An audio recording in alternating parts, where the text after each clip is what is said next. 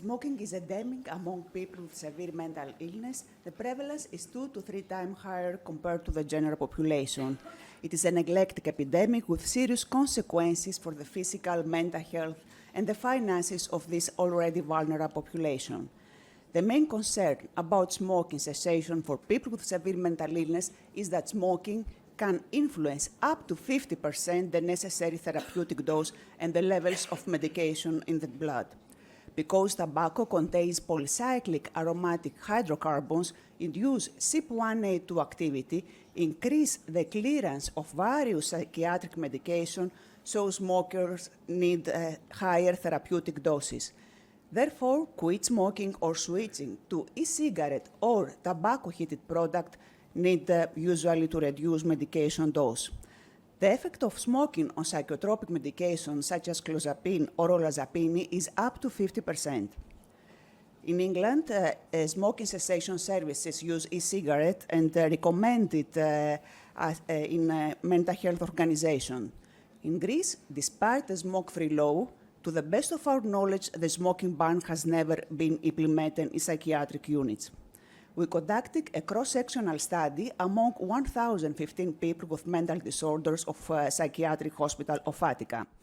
The participants were well balanced in 3 groups: inpatient, outpatient, residents of community-supported accommodations.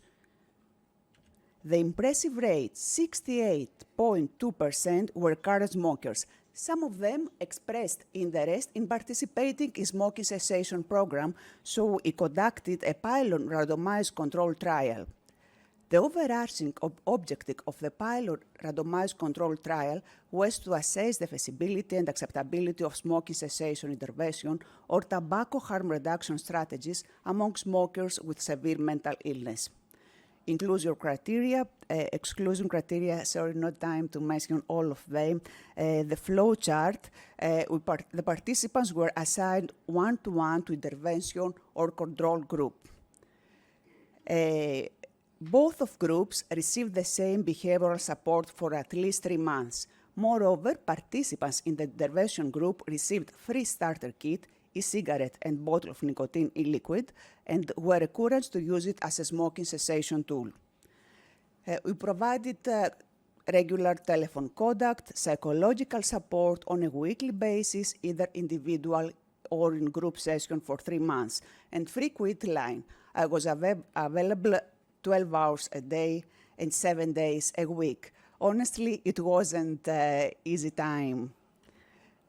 Primary measures, primary outcomes, self-reported smoking cessation, validated biochemically by an ECO less than equal to 6 ppm. This is the breath CO monitor. Secondary outcomes, change in nicotine dependence, in quality of life, in physical and mental health, and respiratory symptoms. The timetable of measurements, the type of e-cigarettes, and let's focus on main results. The findings of our study are encouraging since despite the smoking cessation rates being the same in both groups at 3 months, the intervention group rates double at 6 months. The intervention group high rates could be attributed to the fact that the e-cigarettes imitate the hand-to-mouth smoking ritual. Moreover, the alleviation of tobacco withdrawal symptoms by means of the e-cigarette or the gradual withdrawal from nicotine by diminishing the e-liquid nicotine levels may account for the highly success quit rates. The high rates of reduction in the number of cigarettes are consistent with results of other studies of smoking cessation harm reduction in smokers with severe mental illness using e-cigarettes. And of course, as a result of the reduction in the number of the cigarettes, we found significant decrease in nicotine dependence levels at 6 months compared to baseline in both groups. Our pilot study was conducted during COVID-19 era. Changes in smoking patterns during lockdown were reported in several studies. Increase in smoking rates and significant increase in success rate of quit attempts. COVID-19 may have provoked a teach-up moment, encouraging smokers to become more health conscious or more motivated to quit smoking in order to improve their health and protect themselves from the coronavirus. Of course, there are many limitations in our study.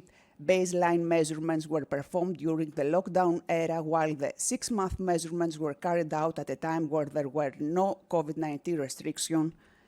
The use of self-report for various measures resulting in recall bias. And another limitation concerns the small sample size, which nevertheless contributed to establishing a strong therapeutic alliance with the participants. The small sample size provides us the great opportunity to recommend tailor-made programs to all participants with the aim of redesigning their daily lives. The purpose was twofold: build healthy habits and hobbies and allow them to engage in meaningful occupation, as change in everyday life patterns effectively enables smokers to better manage withdrawal symptoms.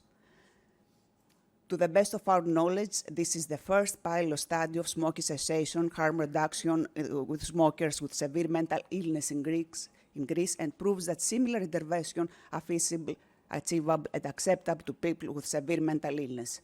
Although recruitment and engagement are major issues in trials involving people with severe mental illness, our trial dropout rate stood at 14%. Participants in both groups and even dropouts reported that the program was a positive experience for them.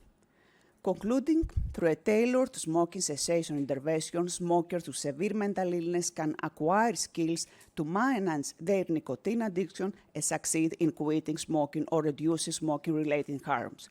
Of course, fully powered studies with larger sample size are required. I know that smoking cessation in people with severe mental illness is difficult, but not impossible. As Strindberg said, by attempting the impossible, one can attain the highest level of the possible. Thank you for your attention.